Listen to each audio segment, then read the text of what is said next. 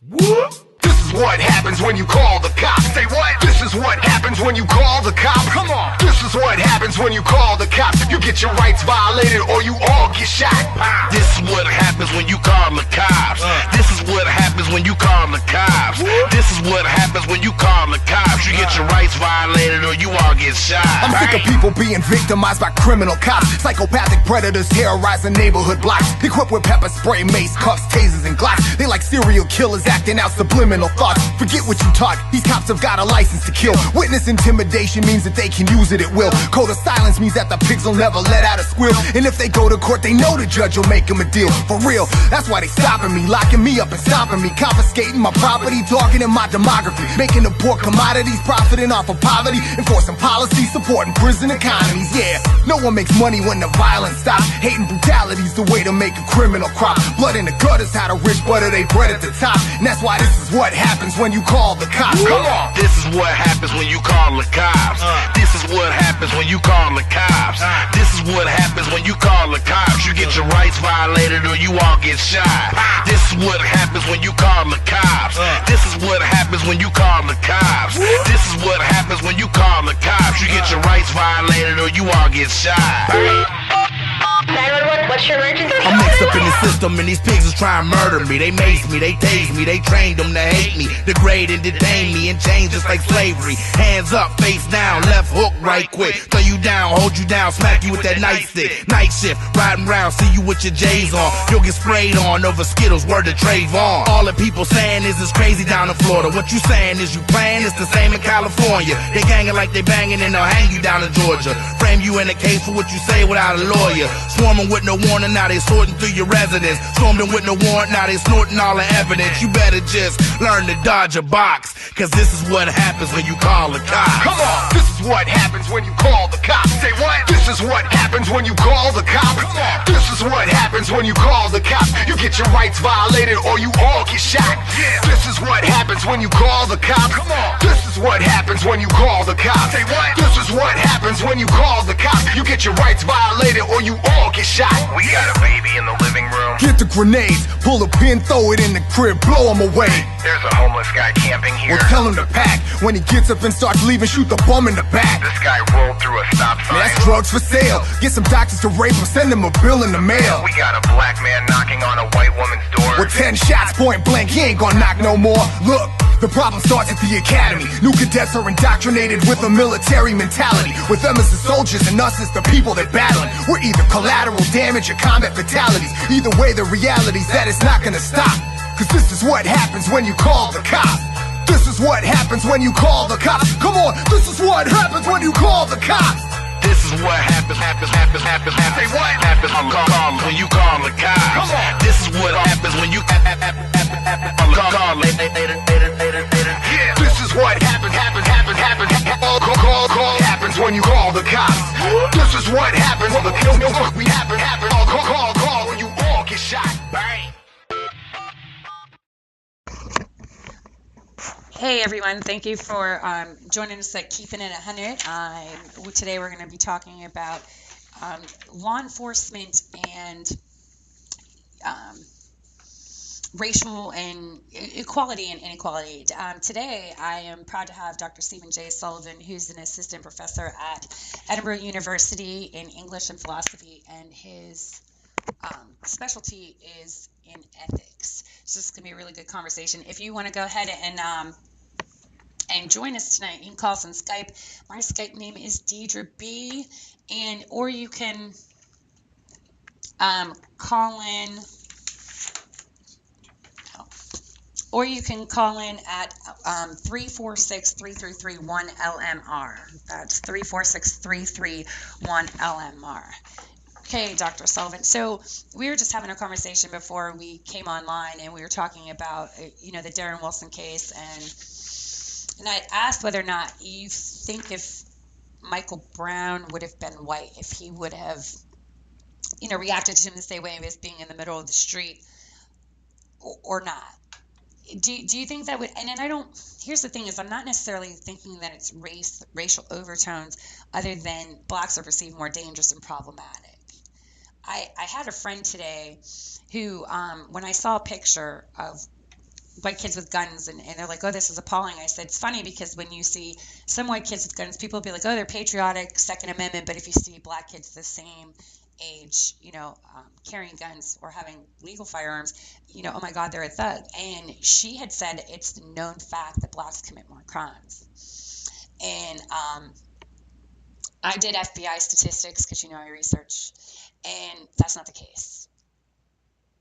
There's two issues here. One is about whether blacks commit more crimes than whites. And the other is about whether blacks have disproportionately higher crime rates than whites relative to their percentage of the population. I don't know of any convincing evidence, though it could be there for all I know, that blacks in general commit more crimes than whites. I think that's probably absurdly false. About crime in general, it might be for some specific crimes it's the case. Gambling was the one that they were the highest on under FBI statistics, but you're right. When you talk about, and whites were forcible rape higher, robberies, violent crimes, it was kind of interesting to see that, like FBI statistics for 2012. But the interesting thing is that you're right. You do have to account for population size per capita, which is usually 100,000, and I don't believe their data accounted for that. So if I guess the numbers could be skewed on somewhat of a level. But the point I was making is that they're perceived more dangerous, and that may not be. It's not the case. Let's just say that. I'm just going to make it definitive. It's not the case, and so I believe that when police officers come up to a scene and they see it's an African American that they have to come in contact with, that they're already on high alert. The media totally distorts crime as far as racial. You see a lot more news broadcasts about black crime being committed than you do white crimes being committed, in my opinion. And so it kind of, I think, molds public perception. So one of the questions that you're asking is, I know I'm kind of lost today. Sorry, guys. What is your take on this whole thing? Michael Brown, we have Tamir Rice, and I'm not even sure that it's just white officers with black individuals, because if we think about Dylan Taylor in Salt Lake City, Utah, he was a white or Hispanic male, and a black officer shot and killed him, and he was unarmed. So I'm not saying it's so much that it's race. I think that there's always something in the back of their head that will say, I might have a problem with this guy. And so they approach the situation responding as if they're already having a problem. I think race actually does play a role, even though there are examples of white civilians being shot by white or black cops or Hispanic cops. Again, I wanted to mention, like before when we were talking, the FBI Director James Comey, in his recent speech in early February, where he said fairly straightforwardly, that I'm quoting now from the New York Times article, officers who work in neighborhoods where blacks commit crimes at a high rate develop a cynicism that shades their attitudes about race, and that they develop a mental shortcut, since white and black officers, that becomes, quote, almost irresistible and maybe even rational, says Comey. I dispute that with that part. Because black men are arrested at higher rates than white men. I think the people who work in high crime neighborhoods that are predominantly minority do inevitably develop special kind of cynicism and suspicion toward minorities in those neighborhoods, and maybe even in other neighborhoods. I think that's very human, and I think it can sort of evolve into racism. And not just white racism, by the way. There are black cops who have similar kinds of suspicions of black civilians. But this is much more of a white cop on black civilian phenomenon. And indeed, black cops sometimes get shot by mistake when they're undercover by white officers that assume that they're just low-life people. And so there's a greater risk, arguably, from what I've read, for black cops to go undercover than for white cops to go undercover, other things being equal. Well, and I think that's an interesting point. And so when they come across an African American suspect, or just as an encounter, whether it be a Terry stop for investigative purposes or whatever it may be, they are automatically assuming that this person has a gun. Or at least maybe I would put it myself more cautiously. They're more concerned that there might be a gun, Okay. other things being equal, than they would be if it were a corresponding white guy. And I want to add, in fairness to police officers, that, and this is where you and I actually disagree, that the crime data, the data about race and crime, I think are pretty clear that for certain kinds of crimes, not, by the way, drug use in general, despite stereotypes about black drug users, for certain kinds of crimes, especially street crimes, murder, armed robbery, and so on, they're committed disproportionately by African Americans. That is, African Americans are 13% of the population, and the percentage of people who commit these crimes who are black is higher than 13%. I think that's solid FBI data, and it scares the hell out of people. Mostly white people, but even some black people that deal with living in dangerous areas like East Erie, in which they can step out their doors and be shot. And there's no easy solutions to that problem. I want to add, just to be clear, that when you control for socioeconomic factors, if you compare, for example, white men of a certain income to black men of the same income, you control for all the relevant factors that affect crime rates, including poverty, lower education, and single-parent households, and so on. It turns out that the crime rate difference between whites and blacks disappears. Right? It's not about race inherently; it's about socioeconomic factors. So it's about the conditions that a specific race or area is forced to live under. Something that I am working on my master's degree in criminology, and something we're working on now is crime prevention and plans in order to reduce crime.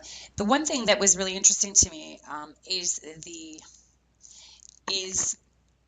the social disorganization theory, where there tends to be higher rates of crimes in certain areas.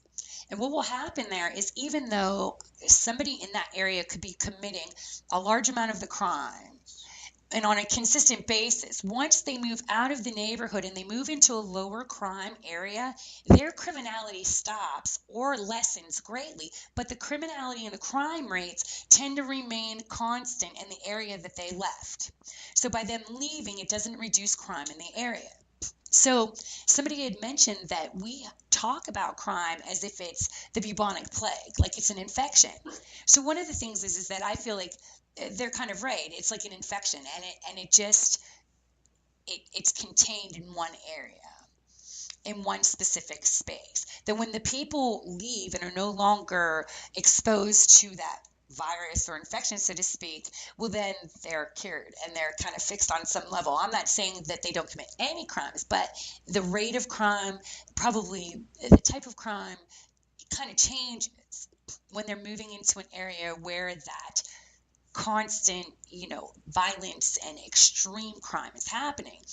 They tend to settle down. So what is the vaccine? And I get the issues. One of the things that Darren Wilson had said in his transcripts was that area he knew in Canfield was a bad area. And so I think that as soon as he was going through there, because he had to stop with a sick baby and he waited, he didn't get called for the strong arm robbery, right. The alleged. He was trying to find his way out of the complex in order to get, back to where he needed to go. And he ran across Michael Brown and Dorian Johnson. So he had mentioned very clearly that it was a bad area and a lot of cops just don't like to be there. So I feel as though at that time he was probably on hyper alert. That makes sense to me. And you mentioned before the show began that there was evidence that there was creatine, a steroid-like substance, in him. That might have made him more aggressive, and in a way that isn't by itself anxious. Isn't by itself racial. I mean, presumably you could be more aggressive toward anybody if you've got some steroid-like substance in your system. I don't pretend to know what was going on in Darren Wilson's mind or in Michael Brown's. There's certainly lots of room for suspicion in the black community about what actually happened. But I'm still agnostic about whether or not Wilson did anything wrong. Tough question. I know there are other cases where I'm absolutely confident that the relevant police officers did something wrong. But the Brown case seems to me a less powerful case than the Eric Garner case in New York City that involved the illegal chokehold right by the officer on. And their argument is that it's not illegal, it's just banned. But if your department is training you and they say this is not a maneuver you need to use. The other thing I'd like to, and people will say, and I read all these blogs and I tell you I have my empathy for these civilian, these people, these victims is so high. Sometimes it just stops me and I'm just, but I read some of the comments that are being made when it comes to Eric Garner in particular, and if he wouldn't have resisted, I think something people don't understand is that we have what is called an autonomic response. Somebody goes to grab at you, there is an automatic response that happens. And I don't think that, just like we should understand that police are human and they fear things, they could become in fear for their life. It should be understood that we are human and our bodies go into fight or flight. And I'm not saying fight like fist fight a police officer, because that shouldn't happen. But when somebody goes to grab you from behind and puts you to where you know that you're going to start not being able to breathe, that they should take into consideration for that. They can't say you're resisting arrest because your body, it's not voluntary. Well, and sometimes when the man is crying out, "I can't breathe," in gasps for breath, and nobody listens. Because if you're screaming, you're breathing. And that's what I've been told. That they say, when you say you can't breathe. But I think that's a sign as a human being to say, hey, look, I'm having difficulty and this could get really bad. What are you supposed to do? Just stop breathing and nobody knows that you can't. So I think he was forewarning them, listen, I can't breathe. And Nobody listened. No, I heard police officers coming on, CNN and other places going, listen, if you're talking, you're breathing. And it's just not that simple. It's not that simple, because different areas become restricted, and so you have different limitations when those areas are restricted. If your airway itself is restricted when it comes to something lodged in there, no, you wouldn't be able to breathe because absolutely no air is getting in. But in something like an asthma attack, it's a totally different physiological process as far as air getting in and out. It can get in, but maybe not out. So you're not being able to. You're gasping for breath. And you have milliseconds to vocalize, and then you gasp for breath some more. I know what it's like to be sort of semi-drowned, and just by accident somebody knocking me into a pool, and I just, when I was a kid, and I was gasping for breath, but I could speak, I could cry for help, and then I would ingest more water. To say I can't breathe doesn't mean continuously I'm unable to breathe at all. It means I'm having difficulty. I'm going to suffocate, if you don't, without something like that. Some of the arguments in defense of the police officer in the Garner case have been so awful and frankly so insensitive. This is an innocent man, innocent of any death penalty conferring offense. Right. He's selling cigarettes, illegally on a street and not paying corner. taxes. And actually, the backstory with this is that there was a fight. He had been arrested about 30 times for the selling of cigarettes, and just menial crimes that really should have been a ticket. Nothing that is life-threatening, and they call it a quality of life law, which is funny that not paying taxes on loose cigarettes is a quality of life issue. But the police had been called because there had been a fight. And so I think when they saw him, they must have assumed that they were there because of the loose cigarettes again. And here, it was probably because of the fight. And Eric Garner had already separated them and stopped the fight, and they came after the fact. And I think the way they treated him, and like you said, the insensitive, they talk about him being a fat ass and all these other things, which I think is ridiculous, because it doesn't matter what he looks like, his stature, his age, selling loose cigarettes, he still was a human being. And trying to support his family. Right, exactly. And because he was forced to live in a certain amount of conditions. And people can say, get off your ass and get a job. Well, I would like to let everybody know that there are a lot of people in the population that are called working poor. And that, to me, is an oxymoron, because how could you be working and poor at the same time? And people don't understand that happens. Not everybody that's poor is just sitting at home and doing nothing.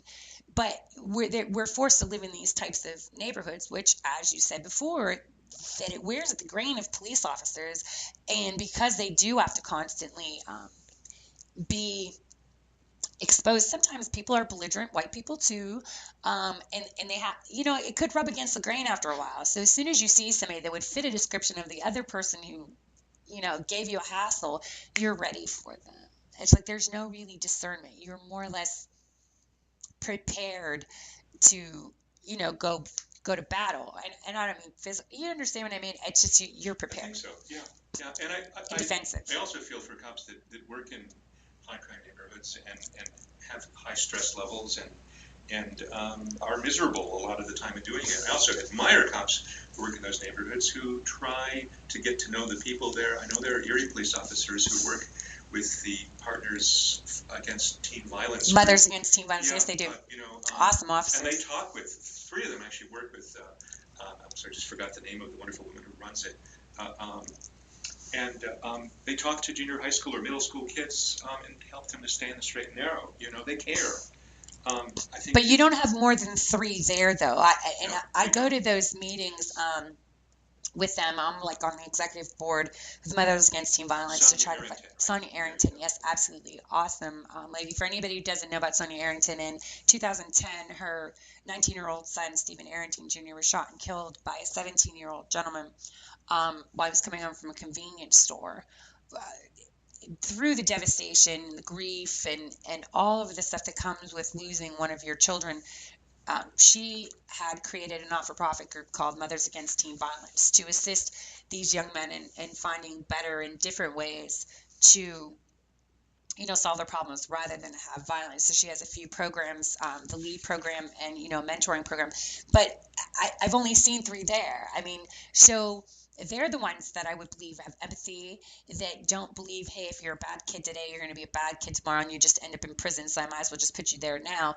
But what about the rest? You know what I'm saying? What about the other ones? Because they're supposed to be the pillars of our community. They're an example of lawfulness, an example of how to behave, a social contract in a lot of senses, right? Yeah. So they kind of like violate that. So I'm not, and I know people are busy, so like I'm not bashing the rest of the police because they didn't show up, but there is only 3. And how many police officers do we have? Do you know? I don't know offhand, actually. I should, but I don't. I think it might be 168. We were talking beforehand, too, about community policing and this concept that's endorsed by FBI Director Comey and a lot of police chiefs across the country. And, the underlying point seems to be, look, if you don't get to know the people you're policing and become recognizable in the neighborhood and respected and trusted by people in the neighborhood, then the chances of misunderstandings leading to violence are much, much, much higher.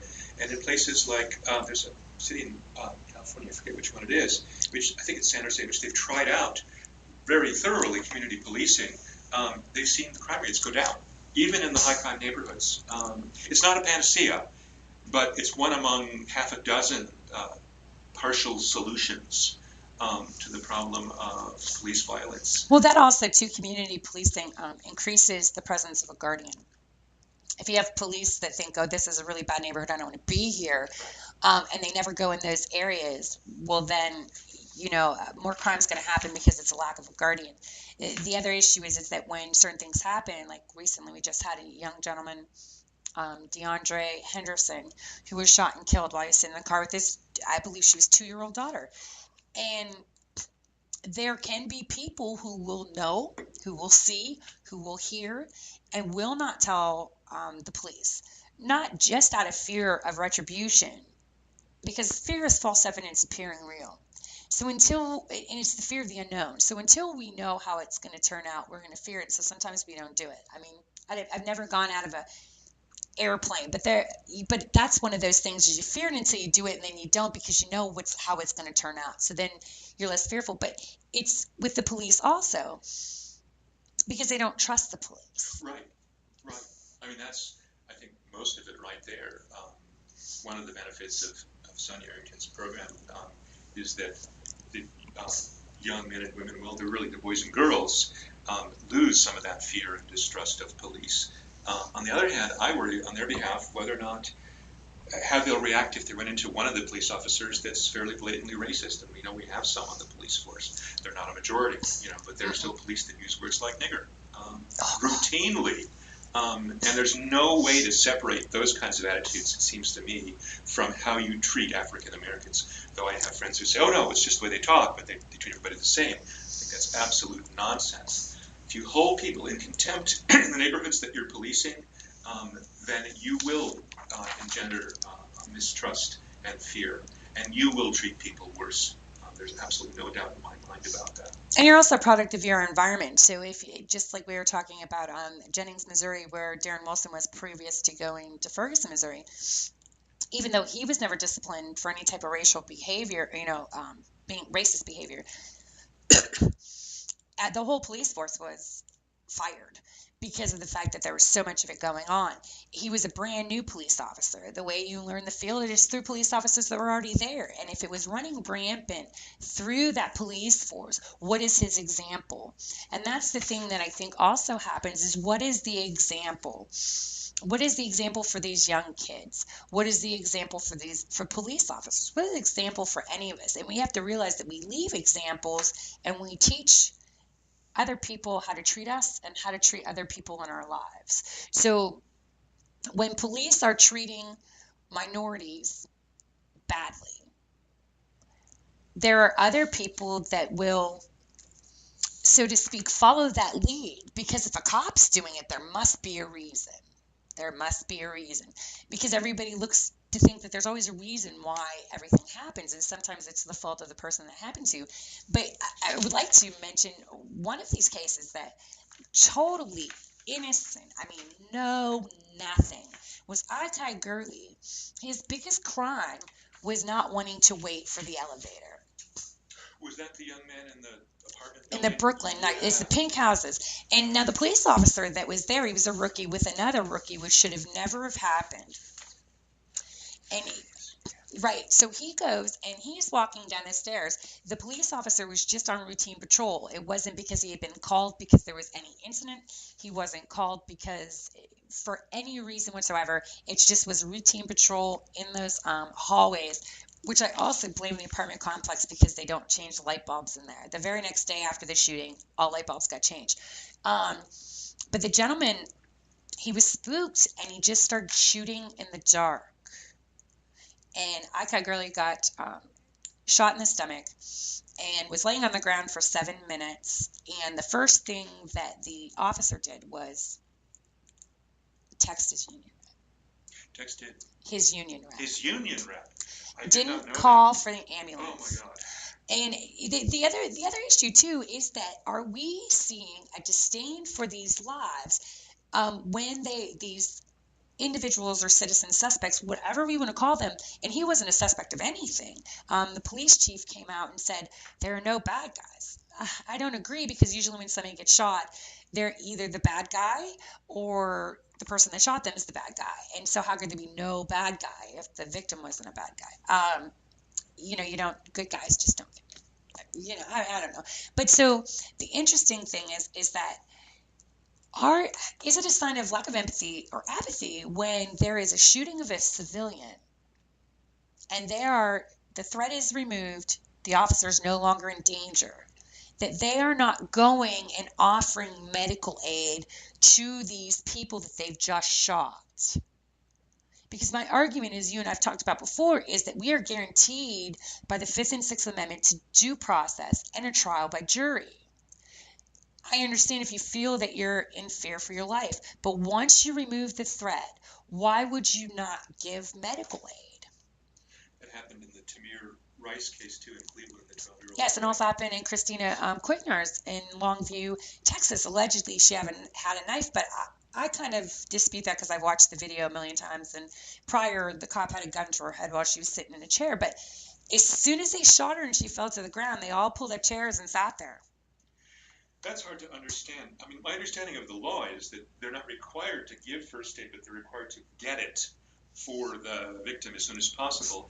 If I shot someone who turned out to be harmless, I would do everything I could. And presumably police officers learn first aid, at least the basics. The FBI agent was on top of the case when it came to Tamir Rice, and I'm happy about that. And even Christina Quignar, when she was shot and she was on the ground, as soon as EMS came, they were working on her constantly. Someone was pumping while the people were putting her on it. I mean, I was impressed by the way they did that, unlike what they did with Eric Garner. I don't know. I don't know what's going through officers' heads. I'm sure there's a panic. I knew in some cases people are actually, officers are actually distraught by what's happened. There was the case in Idaho that I saw on TV recently. They showed the body camera actually worked, and Go figure. they showed this scene of several drug users in the back of a car who I believe were black or Hispanic, and there's two officers confronting them and saying, "Get out of the car."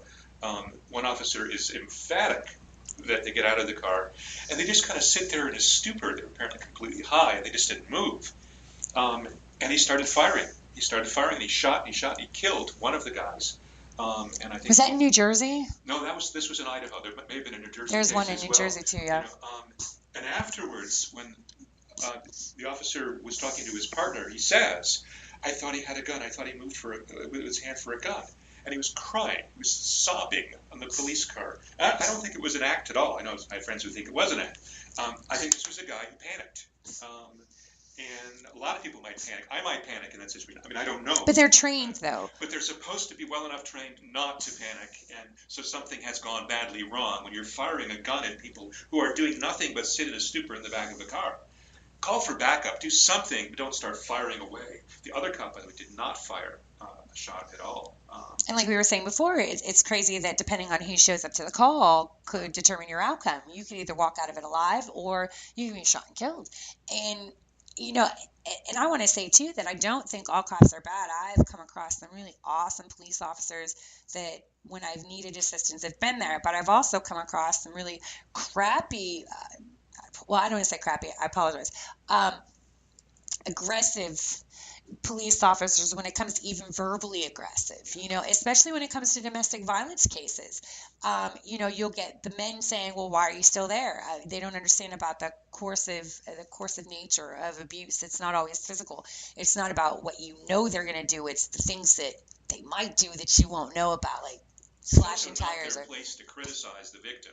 That's not their business, right? Right. Somebody else might ask the question who's a social worker, but their job is to handle the situation. That is the officer's job. It's not to offer helpful or unhelpful criticism of the. But I think the thing is to them is that they're always being called to these situations, and it's like we get him to leave, and then as soon as we leave, he's back. So, but they're not understanding the dynamics of the whole thing, and so I think that should be another form of training with them. But I also want to talk about something that you have on here is about the militarization of the police. Yes. Radley Balco did a thing on Rise of the Warrior Cop, and it was actually phenomenal. And what he was talking about is a negotiation is now no longer a negotiation. And one movie that comes to mind when I think about that is Dog Day Afternoon. We had Al Pacino. And other guy. Oh, I love that. Yeah, it's really, really old, like 70s. So I'm giving away my age. But what had happened is that, you know, they were in the bank for hours and there was a negotiation. Like in the end, because the guy had a gun, yes, he did get shot and that happened, but it was not the most immediate response. And I think that what's happening is that the police are not responding. Responding is where rational thinking is taking place. Like we're responding to each other's questions. But a reaction is more fueled out of emotion, and that can be dangerous. And so it's like there's no rational thinking taking place when you react raw. You know, you use a different part of your brain. Isn't the amygdala or the amygdala? So I think that if they could learn better to respond rather than react. Then the other thing that he said too is the fact that it's us against them mentality. Yes, absolutely. And so many new officers are hired out of the military, and they bring with them military attitudes that might be perfectly appropriate in Afghanistan, but are not appropriate when you're dealing with fellow American citizens in their own neighborhoods and in their own homes. I think we saw some of this in Ferguson, you know, the protests that followed the killing of Michael Brown. I think it was the first day of protests. The Ferguson police came out in tanks and pointed machine guns at peaceful protesters. Now, I know not all the protesters are peaceful. In the evening, there were rioters, but this wasn't the rioters. This was peaceful protesters holding up their arms, you know. Hands up, don't shoot. To think that that's an appropriate way to deal with American citizens exercising their rights to freedom of expression is mind-boggling. The militaristic attitudes on display. Well, it's coercion. It's almost like the threat of violence. Like if you stand up against us, there's this threat of violence that might happen and you don't want to get shot next. somebody had mentioned something to me that I thought was kind of interesting. Back in, I know KKK still exists, but back in the far KKK days, African Americans would be hung in trees and left to hang there as a symbol of what could happen to you if you're an African American. And so there was a lot of coercion, and people were scared to death because. So Michael Brown laying on the ground with crowds coming around for 4.5 hours, and they did that to Antonio Martin, who was in Berkeley, Missouri, was shot right before Christmas. He said he had a gun, and there's dispute because they won't give you the right angle so you can really see it. And some people have speculated that it was a cell phone, actually, because he was a protester, too, that he was trying to film the cop. But we don't know. That with these cases, we are running into the fact that they're being left on the ground for hours on public display. Is it a sign like, hey, this is what's going to happen to you? I'm also agnostic about that one. I don't know what's going through the police department's mind in Ferguson then. I mean, I've heard different accounts, right? Some people say, well, it's a crime scene. They couldn't get the crime scene personnel to come, the CSI people to come over, promptly for whatever reason. Maybe they had another case to work on. So it wasn't personal. It wasn't meant to be disrespectful. The police chief apologized to Michael Brown's family about the body. I think it was weeks later, though. No doubt, and under pressure. On the other hand, why couldn't they cover up the body with something or other? It's in the hot sun, I mean, I don't know. I'm not a CSI person. Maybe this was legit. Maybe it was callous and insensitive. Maybe it was sending a message to other people in the community. This could happen to you. I don't know. I don't want to believe that it was, a KKK type message. It's 2000. It was 2014. On the other hand, there are racist cops in Missouri, among other places. It isn't just Missouri. Texas. St. Louis has a history, by the way, of serious racial tension and police department being involved in that. And, Ferguson, Missouri in specific is because out of 53 or 56 police officers, 50 are white. Right. White mayor, white governor, white district attorney. Most of their representation is white. Now, when Kajemi Powell was shot with having a knife, and it was funny because it's almost like when these police chiefs come out, everybody's so relieved that they're talking, even though they'll show you a video that says something totally opposite of what they're telling you, people accept it. Because Kajemi Powell, you could tell he clearly had some mental health issues and things going on, the way he had put the cans on the side, and he was going up to the officers, and he was looking back at someone. And I don't know if it was about a Michael Brown instance, because Michael Brown was allegedly stole something and he was killed, if he was trying to make a point, suicide by cop, I don't know. But they said, he had taken the knife and put it in an overhand position. And clearly in the video, you can see his hand was by his side the whole time. And that wasn't the case. But they had representation. Antonio, I forget French. He's their representation, African-American. And he was saying, listen, you're represented here. You're not Ferguson, because you have people on city council. I think 5 out of 6 city council members in Ferguson are white. So when you have I think 67% African-American, or 69, and the average of fines and warrants are like 3 per household, that starts to get people irritated. And I think that the unrest, and I'm glad that they did stand up for that, because regardless of the circumstances, which we'll never completely know, people need to start standing up when they feel there's an injustice, and we have to demand a certain amount of accountability and transparency when it comes to this. Not like Bob McCulloch did, though. I mean, his transparency was just not impartial, pseudo-objective.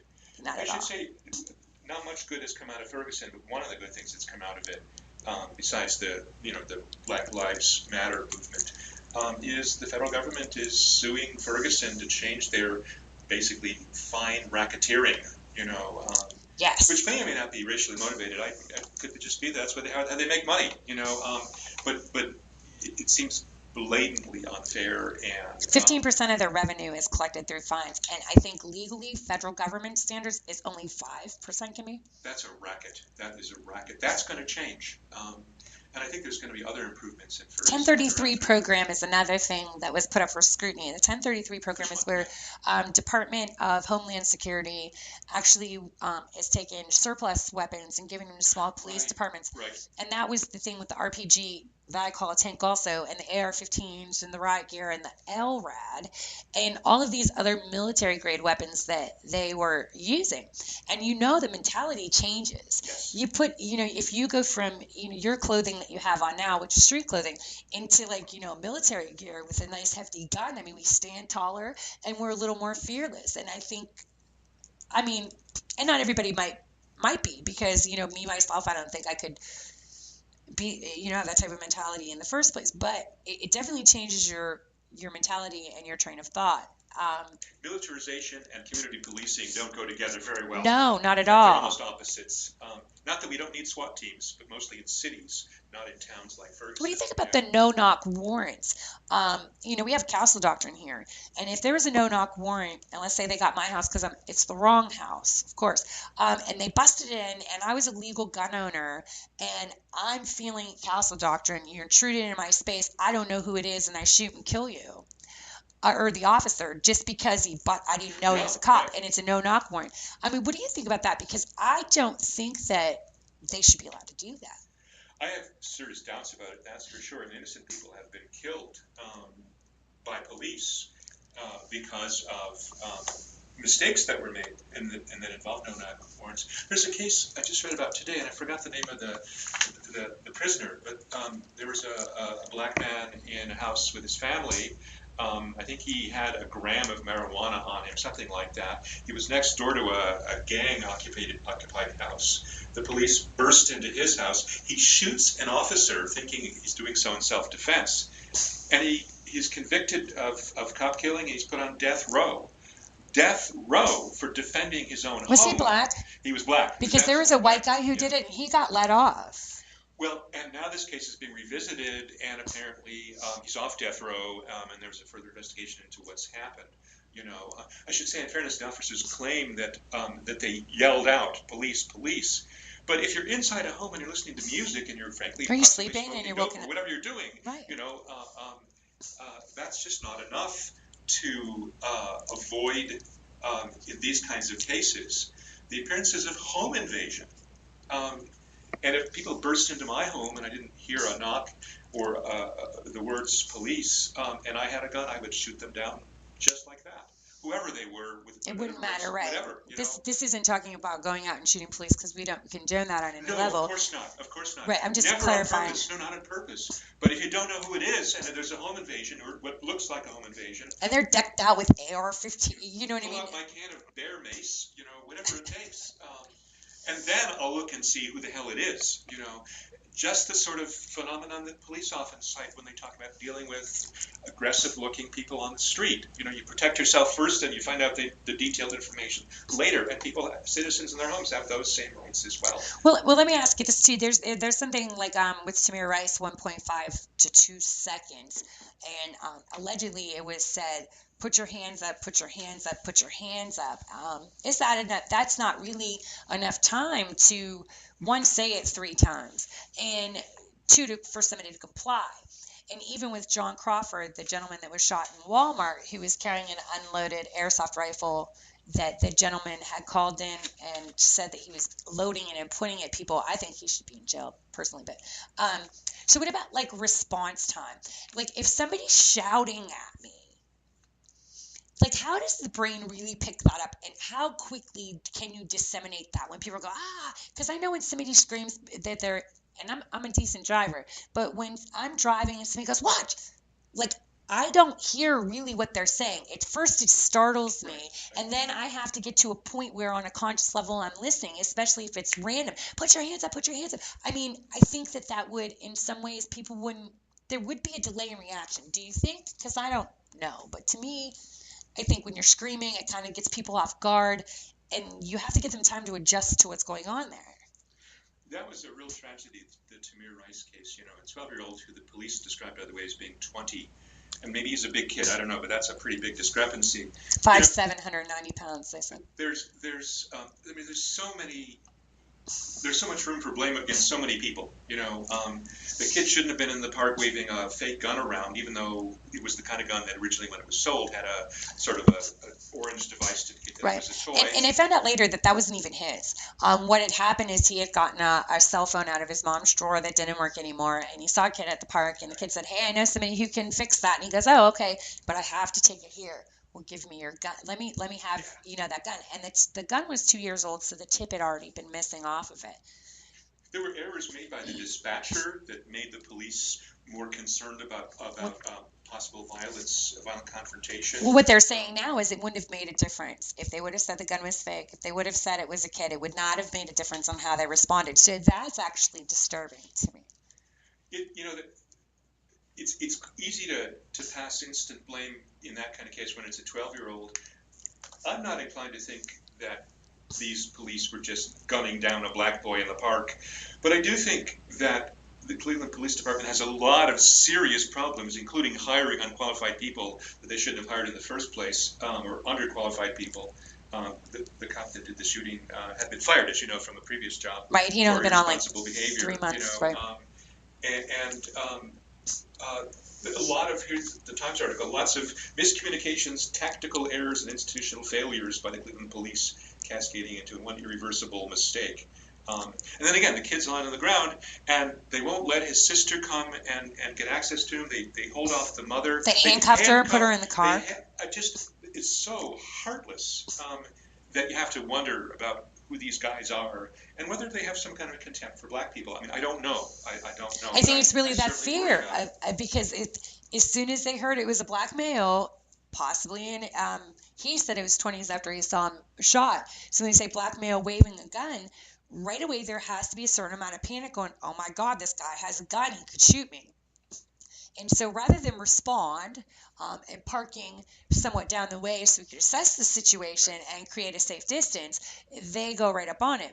They've later explained that part of that is because they didn't want him running, if it was a real gun, running into a crowd of children, which could have caused everybody else to, be in danger. But there are different ways.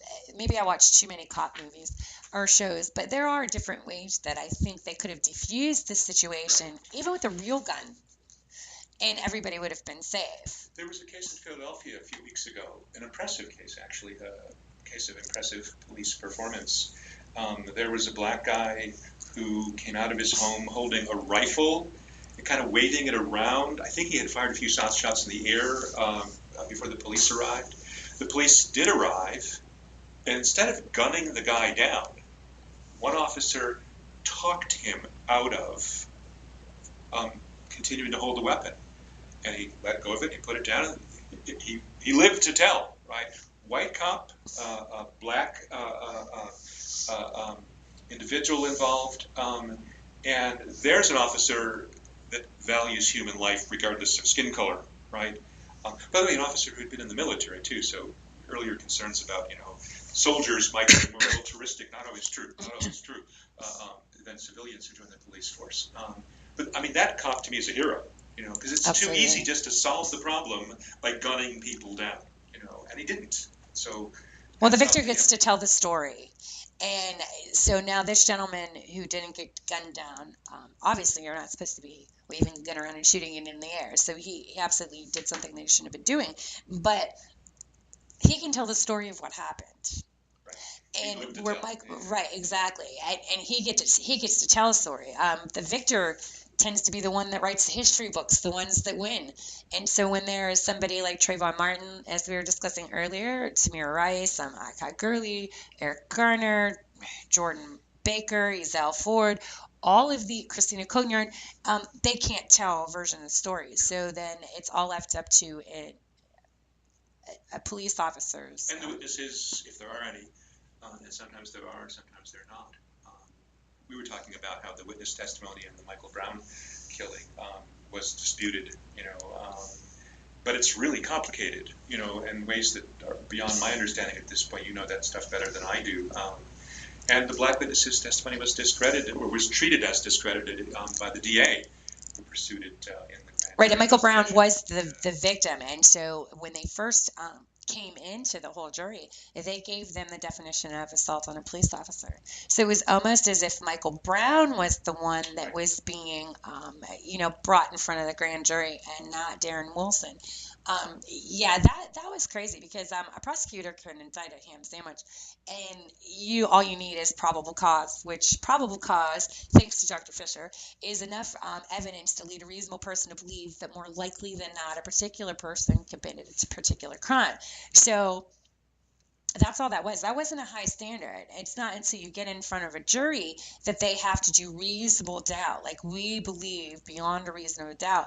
Something people should understand too, anybody that's applauding the fact that, Darren Wilson didn't get indicted, is that the fact that he killed another human being never goes away. He might not have been indicted, but he still has killed somebody. Same with George Zimmerman. He wasn't found innocent because he wasn't innocent of killing somebody. He was found not guilty because they said that shooting did not fall outside of the law.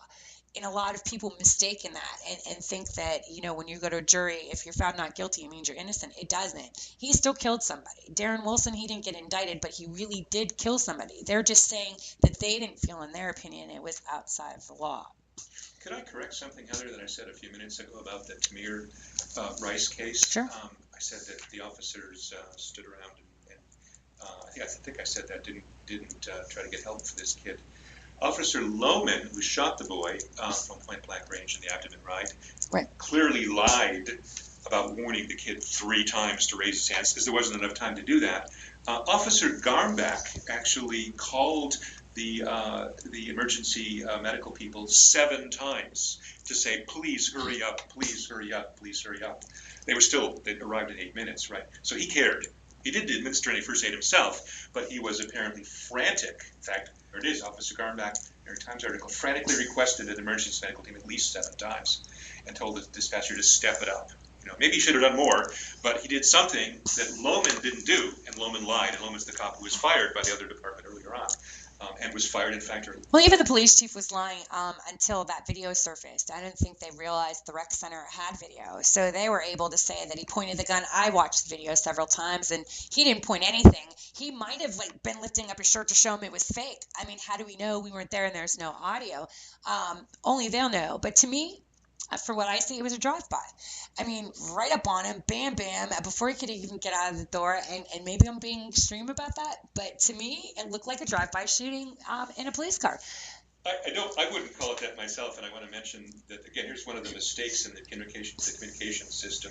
There was an initial call from somebody at the park about a guy in here with a pistol, but they didn't mention, that is, the dispatcher didn't mention, the caller said the gun was probably fake, and the wielder of the gun was probably a juvenile. That never got through, right? So here are the cops, and they do a code 1, the highest level of emergency alert, right? Thinking there's somebody in the park who's a serious danger, They just didn't get the message right. Was one of the mistakes that was made. Well, and like I said, there was a union rep or somebody that came out and said it wouldn't have changed anything and called Tamir Rice menacing. I don't know. I was born in the 70s. So, I remember the guns were orange and they looked like G.I. Joe men back then, the green and the camouflage. Right. So they weren't looking like they were real guns. So I just want to make that point. But they were always pointing them at somebody trying to act like they were shooting someone, and they never got shot for it. And so that's that. I mean, I get that gun violence has been increasing, so it leaves more of a raw feeling in people when they see a gun. And the tip should have been on it, but like I said, it wasn't even his gun. And that's where the media plays into this too, is other than his mom doing an article, which I had read, it wasn't even his. So people want to automatically blame his mom. Right away, they couldn't talk about him being a criminal because he's 12 and he wasn't in trouble. He was a good student, had some learning disabilities, but, good student, good guy, smiled a lot. I've seen pictures, just beautiful kid with his smile and just looked like a really nice kid. Did he have his bad days? I'm sure. But the mom explained it wasn't even his gun, but right away the media comes out and well, it wasn't his toy, I should say. The media came right out and started talking. They couldn't find anything on him, so they started talking about mom's criminal history, dad's criminal history, and the media always has to find a reason or show there's a reason why it happens, and it's never on behalf of the police. And I don't think I told you this, but with the Christina Clonier case, a friend of mine through the Anonymous and Occupy Collective, had put together a report on the Christina Cognar case, and went through frame by frame to, look at some discrepancies. It's called Shoot, Kill, Spin, Repeat, something like that. And St. Louis actually has continuing education credits that teach you in a seminar how to win your case with the media in an officer-involved shooting. Wow. Okay. Well, you need good PR, that's for sure, in any organization. But that's a little scary. I don't know. It is. As soon as someone's shot and killed by a cop, right away they start talking about their criminal history. Like their parents can't even bury them first and mourn their death. And what does it? If they were alive, could they do that? Because I think that would taint a jury, wouldn't it? It does seem like character assassination is the way that that some police departments go, and that the right-wing media goes when it comes to victims of police violence, justified or unjustified violence. Find every bit of dirt you can find on the victim so as to explicate the police. And sometimes the police are absolutely innocent. The justified killings are, I think, the norm more than the exception. But I'm troubled, too, by the character assassination. It happened with Trayvon Martin, of course, and even like pictures of some other Trayvon Martin that wasn't this one, were posted, on social media. There's got to be a better way to handle these situations than character assassination, even though it's tempting, no doubt. And police shouldn't be involved in character assassinations, but they should be willing to defend their officers, at least to investigate them and defend them if they're judged to be innocent. I think that since there's been no accountability, it almost seems like it's this trend with people not being held accountable. You have a lot of these cases. In August alone, I was in Ferguson for Michael Brown. I was on the front lines, tear gas, rubber bullets shooting around my head. It was one of those things that, like, I've been asked to go back a couple times, and I go, yeah, I'm coming. And I'm going, no, I'm really not, because I know it's going to keep getting worse. I do applaud Ferguson residents, though, because if that would have worked, and the protests would have stopped because of the RPGs and the AR-15s and all those other letter weapons that they have, every state in the world would have started using it. It's like the Occupy movement when they started evicting the encampments. When they did the first one and it worked, everywhere started doing the same thing and doing it the same way. So it almost like it became, oh, well, that worked. So I'm glad that didn't, because I protest in DC, I've protested in Maine and all these other places, and I would hate to not be able to do that anymore. So I'm glad it didn't work, and I applaud them for the fight that they did, because the police weren't able to set a precedent and use that coercion to stop them. Now, I in no way, shape, or form am tolerant or accepting the fact that there was looting and rioting going on. But I did do a couple interviews with some people when I was down there.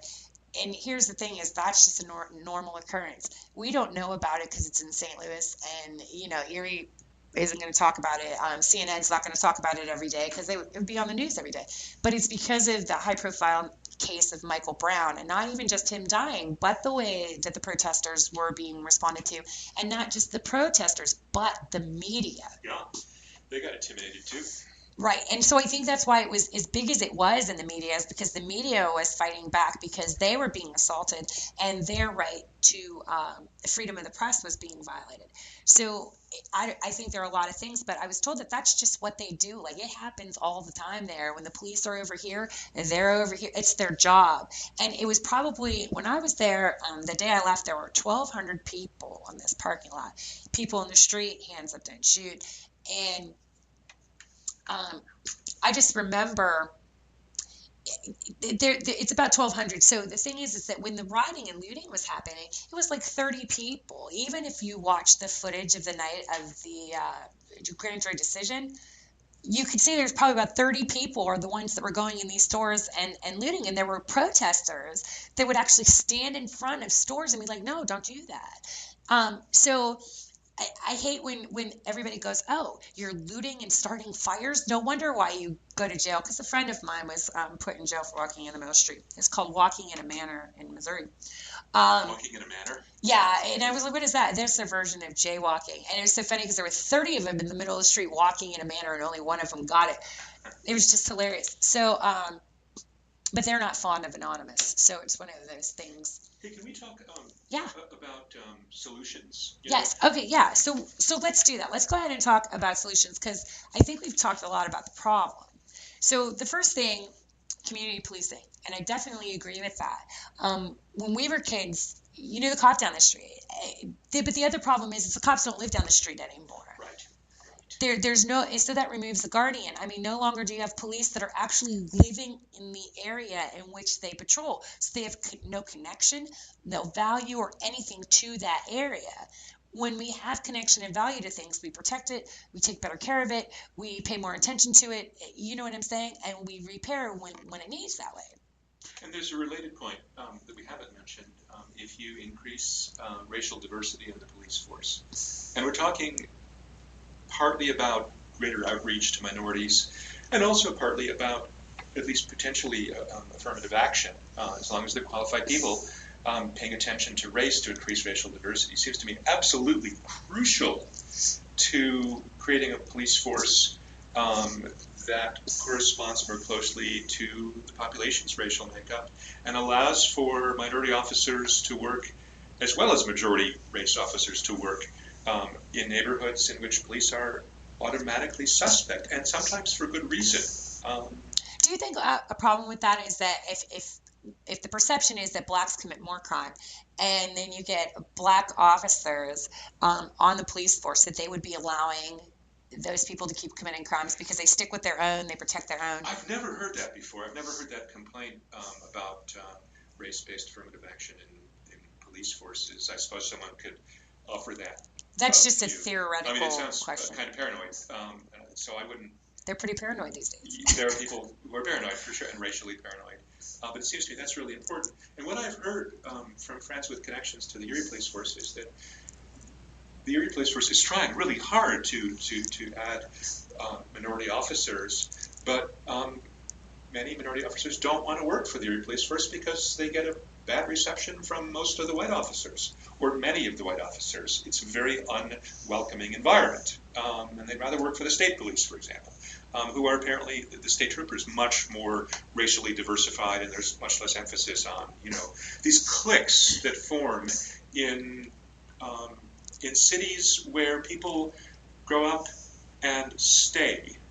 And let's face it, Erie, and I love Erie, and I love living in Erie, is a place in which Erieites tend to stay Erieites. And the result is you get these enclaves of people who don't welcome outsiders. And a black cop from Philadelphia or Pittsburgh or somewhere else who comes in to serve on the force is dealing with let's say, Irish, Italian, Polish cops who don't have many black friends, who don't want to have many black friends in many cases. And I wonder who the hell this person is and whether he's really qualified, And it could be a she, because we also need more gender diversity on the police force as well. I don't blame the chief for these kinds of problems. I think that he's doing the best he can, but in terms of outreach. But I do think that that's a problem that needs to be solved.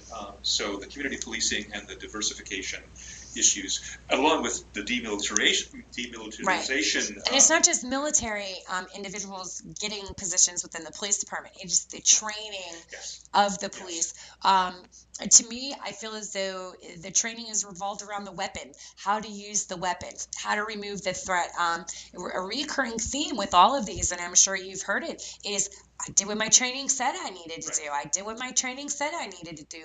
And that's become a recurring theme. So to me, I think the common denominator a lot is training, and that would require within the demilitarization.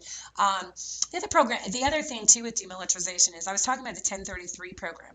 There's some restrictions on that. If you don't use the surplus equipment that the government gives you, within 1 year you have to return it. Oh, I did not know that.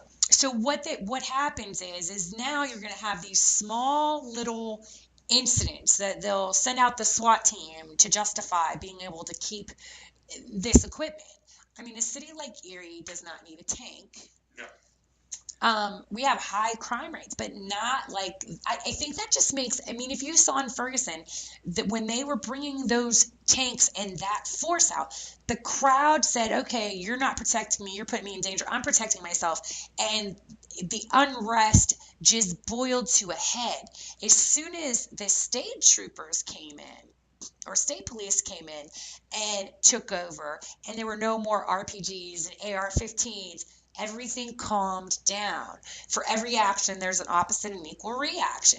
So when you come at people like that, they're going to come back at you the same way. It helped, too, that the head of the state police was black. Or maybe it was the county police, but Yeah, he was a nice guy. he came in and he dealt with protesters respectfully. He wasn't adversarial. He did arrest people, though, so he wasn't he was tough. doing his job. Got to be tough. But he didn't treat the protesters as enemies. And he showed compassion for the family of Michael Brown. And again, that's relevant to community policing. It's also relevant to racial diversity in the police force. You know, he was less distrusted from the start because he was black, and that's not prejudice in a way. At least that's not prejudice in a way. But he could have proved them wrong. He could have proved them wrong. He could have. And he didn't. And I've seen video of people, I think his name is Jackson, Chief Jackson, that Yes. they were in his face. And he said, listen, I don't have the answers. And the way he spoke to them was he legitimized the fact that they were upset. Whether he felt the same way they did or not was irrelevant. He legitimized. He met them where they were at so he can get them where they needed to be. And that instead of standing over going, hey, this is what you do, because then you're met with a power struggle. So I'd seen him do that on several occasions, and I think he was being pretty fair. And it was kind of odd how they just made him automatically like the head person out of nowhere because he was black. And I'm like, man, that was just so blatant. Trying to calm things down. I think it was a good decision. It was blatant. Oh, it was. was. A good decision, you know. And the white police chief, I never had the sense that he was like an evil guy. Belmar. He just has no clue. Yeah, he seemed completely clueless. He didn't think there was a racial problem in Ferguson. He authorized the use of the tanks, you know, and the assault weapons. And yet he also apologized to the family. I saw him on TV several times, and he did not come across as belligerent in the least, you know, but just clueless. And I think that was one reason to bring him back. When you talk about Jay Nixon, who's the governor, he declared a state of emergency before the decision was even read, like 2 days before. And so people, I think that we can perpetuate those types of things when we are being prepared for it. You're almost putting it into motion because people will respond to what you're doing. Like I said, opposite and equal reaction. So I think he could have handled it a little bit different, but I get being prepared. So body cameras. Here's the thing with body cameras is that there was a dash cam. There was a gentleman, it just came out the other day. He was being abused by the police on the ground, and you could clearly hear another officer, female officer, go, hey, we got red going. If the camera's on, eventually, because they didn't hear or understand or pay attention to what she was saying, she had to come out and say, camera's on, and then the camera went off. There was another guy who killed a 15-year-old and said, oh, this happened, and he's a police officer, and they're saying that the trajectory of the bullet showed that she was on the ground like when he did it, but he turned off the body cam and there was a quote-unquote malfunction. So if they don't use them or they tamper with them, then where is the probative value of having them in the first place? I wouldn't say probative value, but I think there's real value, though it's not panacea. It's a partial solution, and in a couple ways. For one, these cameras have been useful in some cases to divulge police misconduct. James Boyd. You know, two, just the fear that the cameras will catch misconduct may help officers stay in line who might be tempted to not stay in line. And three, there are ways of checking for genuine malfunctions versus not shutting turning things down. You know, and four, if you punish people for their cameras not being on, you know, routinely, confrontations aside, you've got to have your fucking, pardon my French, your frigging camera on, you know, and if you don't, well, we're going to dock you whatever, you know, amount of pay or based on the contract or whatever, you know, they'll leave the cameras on more often. Is it going to solve all the problems? Not at all, but it's certainly going to be a deterrent to misconduct, and I think that's really important. And the Obama administration is going to fund it. All across the country, they're going to fund for every police force that asks for one. And I think they're free. And there are other places, like, you know, Black Lives Matter has a lot of different connections, and they're getting body cameras. They've been donated to Ferguson Police Department. They also have non-lethal rounds, but it's crazy because these non-lethal rounds they have are like airbags. It's just one clip that goes on in one bullet, and it's silver. And when it hits you, it feels like a baseball player, a major league baseball player hitting you in the chest with a bat. But then the gun is already ready to start shooting live rounds. So when these people are shooting 20 times, can they shoot once, see if it worked, and then I don't think that they would be able to stop to see the effectiveness of the initial bullet before they start it because it's ready for live rounds. I agree. And even other kinds of weapons that were meant to be non-lethal, like tasers, sometimes turn out to be lethal and to be overused. Absolutely. So the weaponry thing, aside from demilitarizing, isn't to me the main issue. I want cops to be well armed. I do. They have to deal with a lot of bad guys, a lot of really vicious people. But I don't think that those sorts of solutions are going to help at all, or hardly at all. Although they're worth trying out. I think they're worth trying out in limited. You ever hear of police state? Well, I don't favor police states. Martial law. I don't necessarily subscribe to that, but I'm saying, you can see with these theories how somebody with an RPG coming out, for protest would start to look like martial law or all that other stuff. It would look like it. It's not Cuba, but it would look like it. Yeah, right. We're not a one-party police state, and we're far from it. But there are these serious problems of police misconduct, especially involving African Americans, and that's what we're talking about. So the other thing, too, is now what about the investigations of police misconduct? Because, I investigated myself, and I found I did no wrongdoing. I'm good. Or, your husband, wife, brother, sister, mother, father, they investigated me. And that's what the police force is. You have the Thin Blue Code of Silence, occupational solidarity. These are people that go out with you every single day, protect your life, got your back, make sure that you are safe. You get home at night to your family, and you make sure so there's a huge bond there. So you're basically having your family, investigate your crime while you sit at home on paid vacation.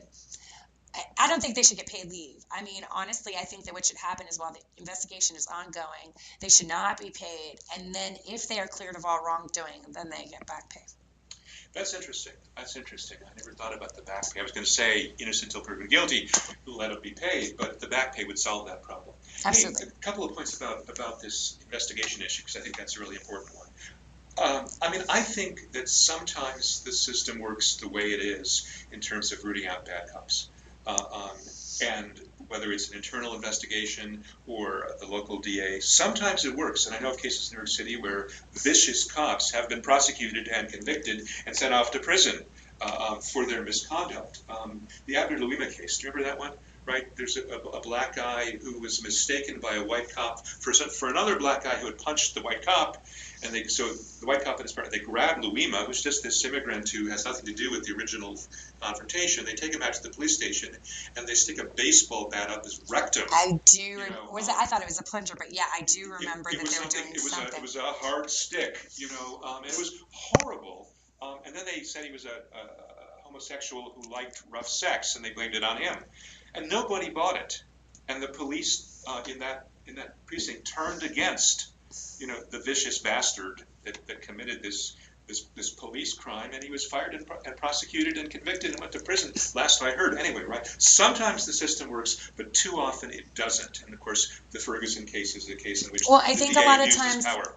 that what does happen too is that the public perception on what the authority of the police is misconstrued. The police authority is to investigate crimes, apprehend suspects. I say suspects because you're innocent until proven guilty. So it's the court system that determines guilt or innocence.